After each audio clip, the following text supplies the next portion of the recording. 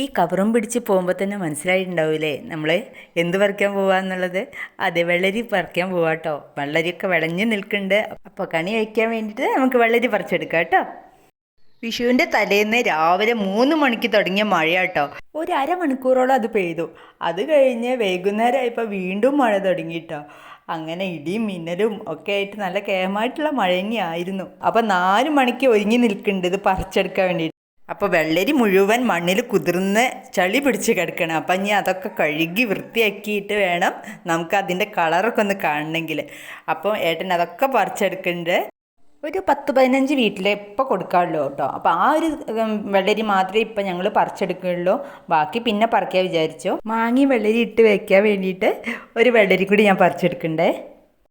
അപ്പോൾ ഓരോന്നായിട്ട് ഞങ്ങൾ കവറിലേക്ക് ഇടുകയാണ്. അപ്പോൾ ഇത്രയും വെള്ളരി ഞങ്ങൾക്ക് കിട്ടിയിട്ടുണ്ട്. അപ്പോൾ ഇതെല്ലാം ഓരോരുത്തർക്ക് വീട്ടിലെത്തിച്ചു കൊടുക്കണം. നമ്മുടെ തണ്ണിമത്തനൊക്കെ ഉഷാറായി വരുന്നുണ്ട്. ഒരു കുഞ്ഞു കായ വന്നിട്ടുണ്ട് കേട്ടോ. ഇനി ഓരോ വെള്ളരിയായിട്ട് കഴുകുക കേട്ടോ. കണ്ടില്ലേ, ഇതിൻ്റെ നിറം നല്ല ഭംഗിയില്ലേ കാണാൻ. അപ്പോൾ എല്ലാം കഴുകിയെടുക്കട്ടെ. അപ്പോൾ ഓരോന്നായിട്ട് കഴുകിയെടുത്തിട്ടുണ്ട്. ഇനി എല്ലാ വീട്ടിലും എത്തിക്കുന്ന ജോലിയാണ് കേട്ടോ. അപ്പം ഇനി അത് കഴിഞ്ഞിട്ട് കാണാം. അങ്ങനെ എല്ലാം ശുഭമായി. ഞങ്ങൾ രാവിലെ കണി കണ്ട് പടക്കമൊക്കെ പൊട്ടിച്ചു, സദ്യ ഉണ്ടു. അപ്പം നിങ്ങളുടെയൊക്കെ വിഷയം എങ്ങനെയാണെന്ന് ഒന്ന് കമൻറ്റിലൂടെ അറിയിക്കണം കേട്ടോ.